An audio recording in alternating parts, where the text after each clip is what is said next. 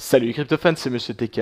Bienvenue dans cette vidéo dédiée au monde du mining. Aujourd'hui, je vais vous donner quelques trucs et quelques astuces afin de vous faciliter la vie et peut-être vous permettre d'accroître vos performances en mining.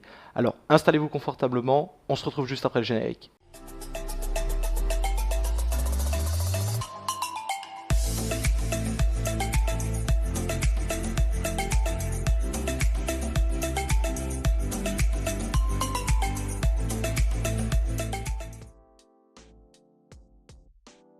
La première astuce s'adresse aux mineurs qui tentent de miner de nouveaux coins au moment du lancement de leur blockchain.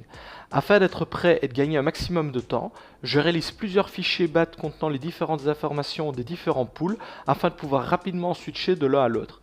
Si vous avez un OS dédié type HiveOS, eh bien c'est exactement la même chose, sauf que je réalise différents wallets contenant les différentes informations des différents pools afin de rapidement de switcher de l'un à l'autre.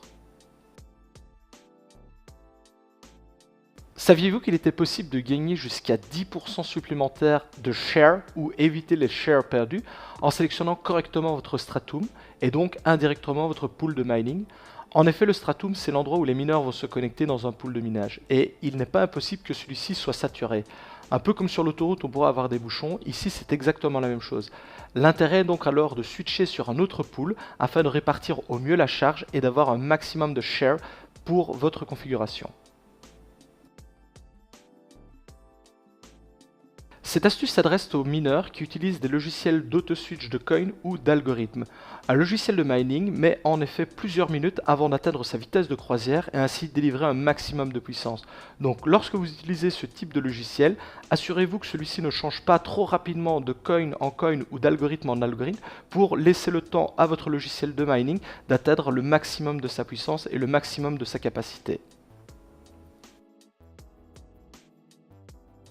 Alors, ça va être un peu surprenant ce que je vais vous dire, mais savez-vous qu'il est possible d'augmenter les performances de vos GPU en underclockant ceci? En effet, généralement, on parle d'overclock pour augmenter les performances, mais ici, réellement, en underclockant votre GPU, vous pouvez gagner en performance. Si je prends par exemple l'exemple du Lyra 2Z, seul le core clock a de l'importance, le memory clock n'a aucune importance. Et donc, on peut se permettre ainsi d'augmenter la fréquence du core clock tout en diminuant celle du memory clock, ce qui va nous permettre de gagner en température, en fréquence et en stabilité. On va donc obtenir un taux de hash plus important pour cet algorithme-là.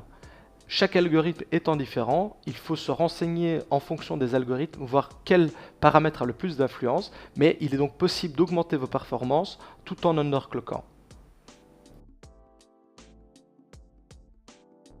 Alors, dernière astuce et non pas des moindres pour cette vidéo, saviez-vous qu'il y avait un lien direct entre la température de vos GPU et la puissance que ceux-ci fournissent? En effet, au-dessus de 70 voire 75 degrés en fonction des modèles, votre carte va diminuer automatiquement sa fréquence pour tenter de faire baisser la température. Cela va avoir comme conséquence de faire chuter votre hash rate et donc cela peut être vraiment négatif. L'installation de ventilateurs supplémentaires peut vous permettre de brasser l'air et ainsi de rafraîchir un maximum vos cartes pour pouvoir tirer un maximum de puissance de celle-ci de manière constante. Nous voici maintenant en fin de vidéo, j'espère que ce format va vous plaire et vous intéresser. N'hésitez pas à me le faire savoir en commentaire, n'hésitez pas à me dire s'il y a des choses à améliorer. Si le format vous plaît, je pourrais réaliser de nouvelles vidéos sur le sujet en réalisant des petits top trucs et astuces pour les mineurs, un peu plus poussés pour certains ou un peu plus simplifiés pour d'autres. En attendant, moi je vous dis à la prochaine et à ciao les cryptofans.